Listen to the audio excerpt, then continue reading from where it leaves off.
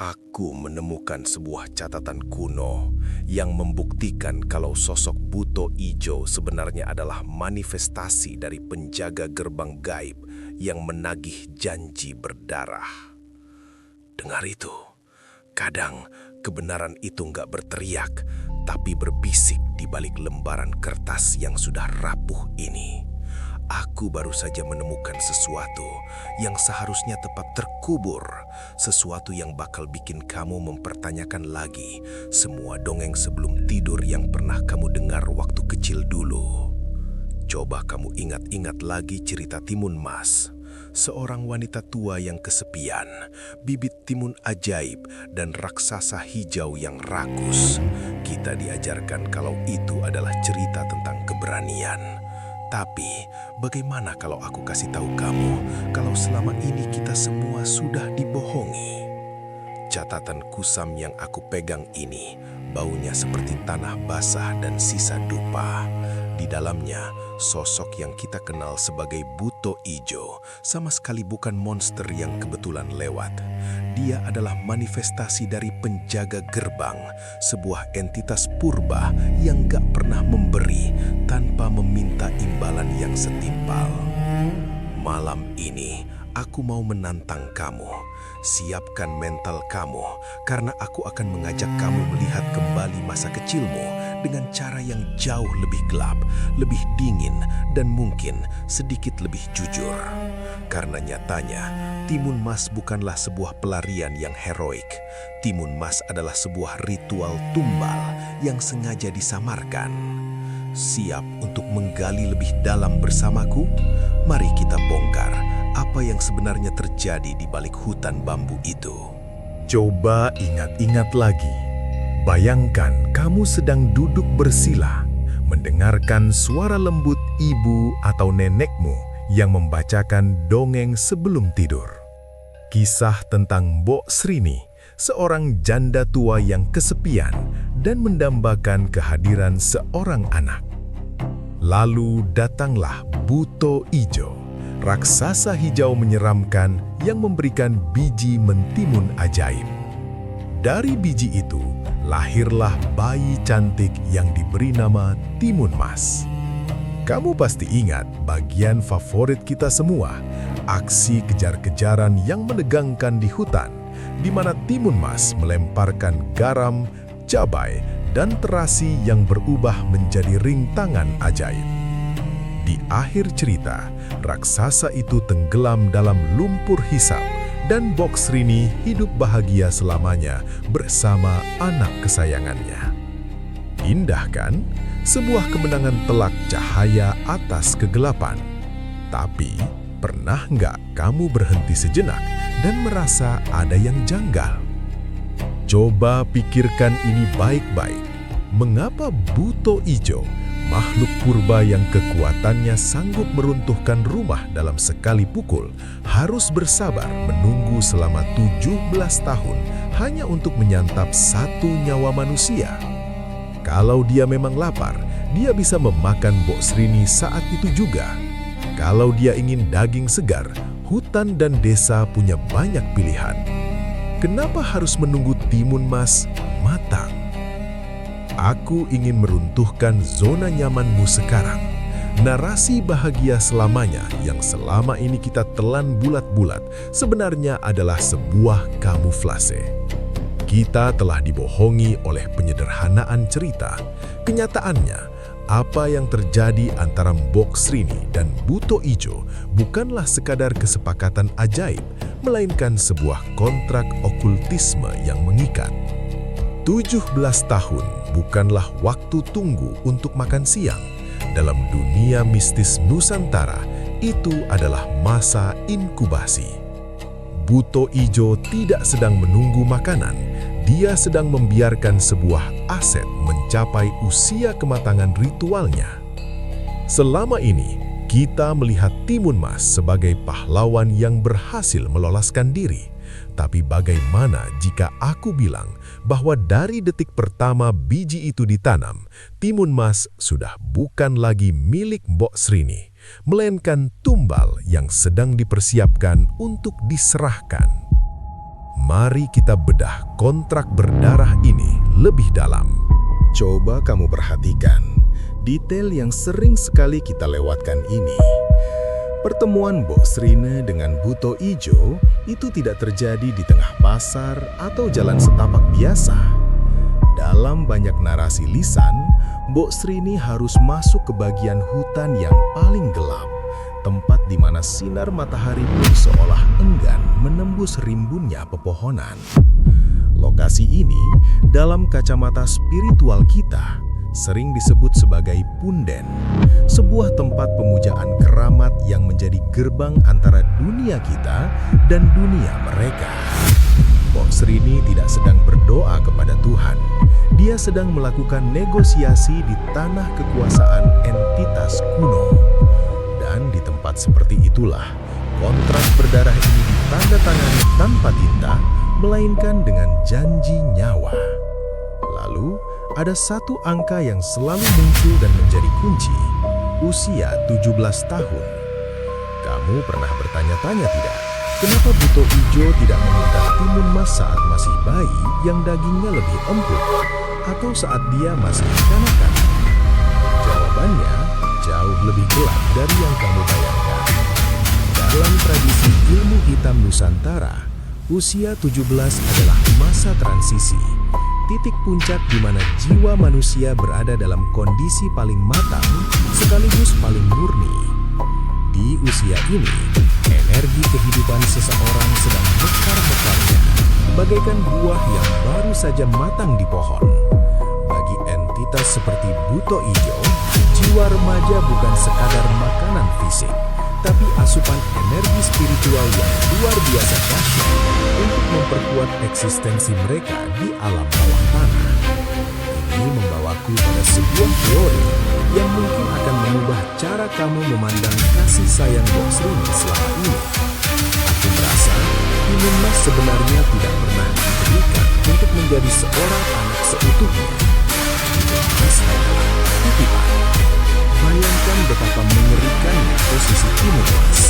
Selama 17 tahun, dia dirawat, diberi makan yang terbaik, dan dijaga agar tidak lecet sedikit pun.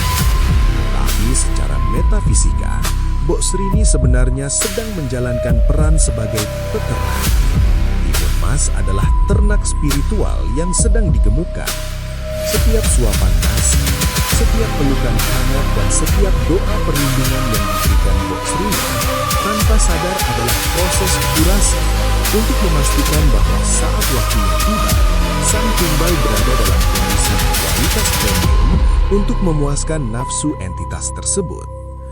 Buto Ijo tidak sedang sabar menunggu, dia sedang membiarkan asetnya mencapai nilai tertinggi sebelum dia datang untuk menagih dividen berdarahnya.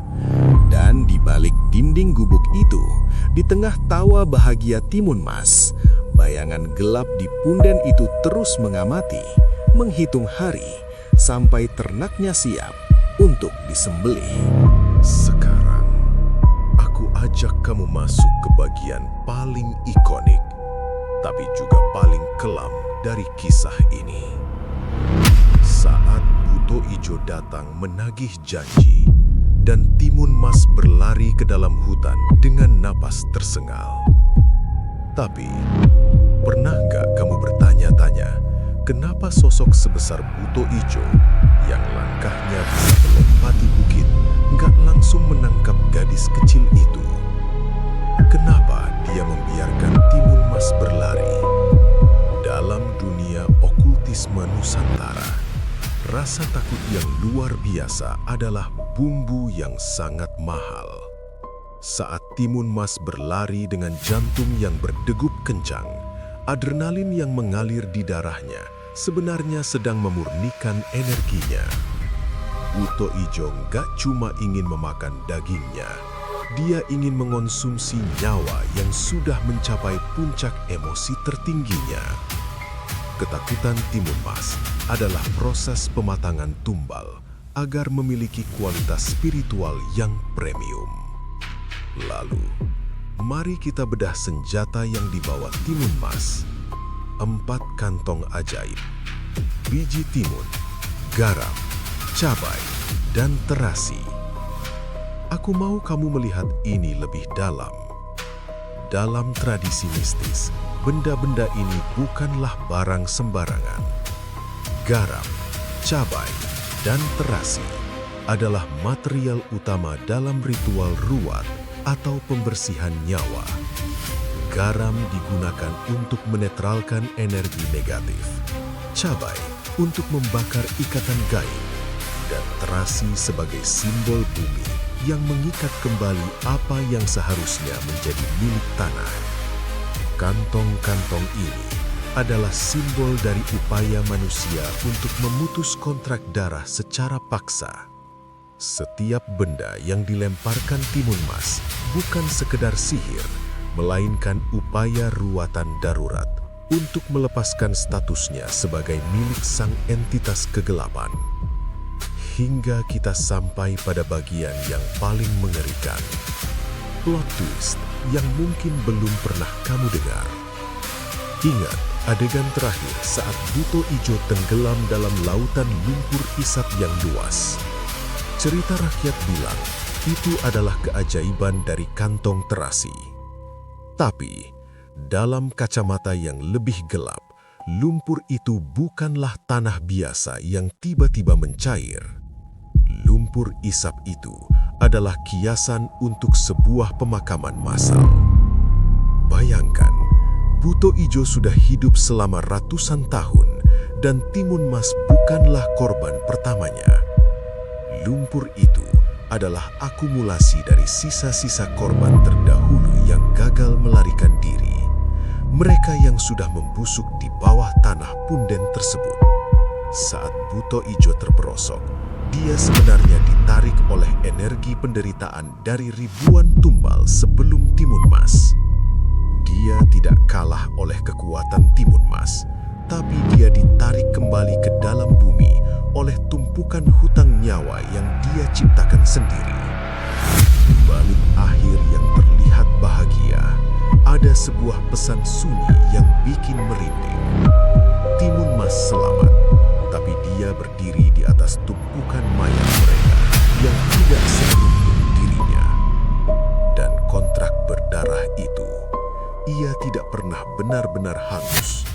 Ia hanya tenggelam bersama sang penagih, menunggu untuk muncul kembali. Sekarang, coba kamu renungkan lagi cerita Timun Mas yang kita dengar saat kecil dulu, yang sering diceritakan sebagai dongeng pengantar tidur. Apakah benar-benar sebuah kisah kemenangan tentang keberanian? Atau jangan-jangan itu adalah sebuah peringatan keras yang sengaja disamarkan agar bisa bertahan selama ribuan tahun? Di tanah Nusantara ini, para leluhur kita sudah lama memahami satu hukum alam yang mutlak. Tidak ada pemberian yang benar-benar gratis. Terutama jika tawaran itu datang dari mereka yang tidak lagi bernapas. Mereka yang menunggu di balik rimbunnya hutan, di kedalaman bumi, atau di sudut-sudut gelap yang tidak terjangkau cahaya. Cerita ini bukan sekedar hiburan. Ini adalah memoir tentang betapa mahalnya harga sebuah keinginan. Mbok Srini menginginkan seorang anak, dan dia rela mengetuk pintu kegelapan untuk mendapatkannya. Tapi ingat, setiap benih yang kamu tanam dengan bantuan mereka akan menagih hasil yang jauh lebih besar dari sekedar buahnya. Kadang harganya adalah darah, dan seringkali harganya adalah nyawa keturunanmu sendiri. Timun Mas mungkin berhasil meloloskan diri, tapi jejak kontrak berdarah itu tidak akan pernah benar-benar hilang dari garis keturunan. Buto Ijo hanyalah satu dari sekian banyak penagih janji yang masih bergentayangan, menunggu saat yang tepat ketika seseorang kembali menjadi serakah dan putus asa. Jadi, sebelum aku mengakhiri video ini, aku ingin kamu melihat sejenak ke belakang. Perhatikan sejarah keluargamu, warisan yang kamu terima, atau mungkin nasib buruk yang terus berulang tanpa alasan yang masuk akal. Karena ada satu hal yang harus kamu sadari. Apakah kamu yakin janji dan kontrak berdarah leluhurmu sudah benar-benar lunas? Hati-hati, karena mungkin saja sekarang giliranmu yang sedang diincar untuk membayar bunganya. Aku pamit dulu. Tetap waspada di kegelapan. Sampai jumpa di catatan misteri berikutnya.